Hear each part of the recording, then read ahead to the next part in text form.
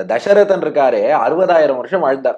60,000 வருஷம் வாழ்ந்த தசரதனுக்கு உடம்புல எவ்வளவு களைப்பு சோர்வு எத்தனையோ இருக்கும் இல்லையா? ஆனாலும் தசரதன் ஒரு ரெடி டானிக் வச்சிருப்பாராம். எப்பப்பெல்லாம் களைப்பு ஏற்படுறதோ ராமனை வான்னு கூப்பிடுவாராம். அப்படி ராமன் அவர் முன்னே நடந்து வருவான். அவனுடைய நடையழக பார்த்ததுமே தசரதனுக்கு ஆனந்தம் இளமை எல்லாம் வந்துருமா, உல்லாசம் இளமை எல்லாம் வந்துரும், நல்ல ஆரோக்கியமும் கிடைச்சிருமா அப்படின்னு வால்மீகி சொல்றார். பவாமி திருட்வாச்ச புனர்யுவேவா.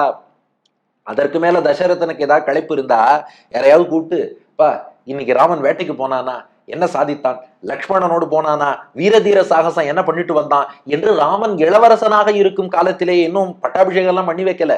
வசிஷ்டத்தை பாடம் பயின்று சீதையை கல்யாணம் பண்ணிட்டு 12 வருஷம் அயோத்தியில் வாழ்ந்தானே, அந்த சமயத்துல ராமனுடைய வீரதீர சாகசத்தை எல்லாம் யாராவது சொல்லுங்கன்னு கேட்பாராம். அதை கேட்டாலே தசரதனுக்கு புத்துணர்ச்சி வந்துருமா. அதே போலத்தான் வசுதேவரும். துவாரகையில் கண்ணன் எழுந்தருளி இருக்கும் காலத்துல வசுதேவர்கள்லாம் ரொம்ப வயசாயிடுத்து. இதுல ஒரு விஷயம், கிருஷ்ணாவதாரத்துல கண்ணபிரான் புறப்பட்டு வைகுண்டம் போனதுக்கு அப்புறம் அந்த வருத்தத்துலதான் வசுதேவர் தேவகி அவள்லாம் அதுக்கப்புறம் தான் புறப்பட்டு போறா. அதனால அவர் ரொம்ப காலம் வாழ்ந்தார் வசுதேவர். அவருக்கு ரொம்ப டயர்டா இருக்குமா. அப்ப யாரையா கூப்பிட்டு கேட்பாராம், இன்னைக்கு கிருஷ்ணன் எப்படி சண்டை போட்டான், என்ன ஹீரோயிக் ஆக்ஷன் எல்லாம் பண்ணான் அப்படின்னு கேட்பாராம். இது அவள்லாம் சொன்னா வசுதேவருக்கு உடனே இளமை திரும்புதே, அப்படியே போன இளமையே திரும்பி வந்த மாதிரி ஆனந்தப்படுவாராம்.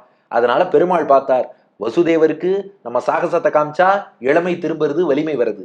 தசரதனுக்கு சாகசத்தை பத்தி கேட்டா ஆனந்தம் இளமை வலிமை ஆரோக்கியம் எல்லாம் வருது.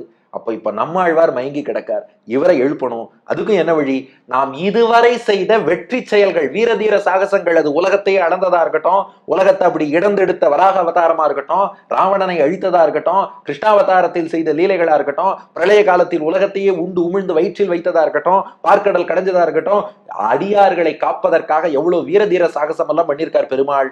ஆனா ஒண்ணு, தசரதனோ வசுதேவரோ காதால கேட்டாலே சந்தோஷமாயிடுவா. நம்மாழ்வார்லாம் அப்படி கிடையாது.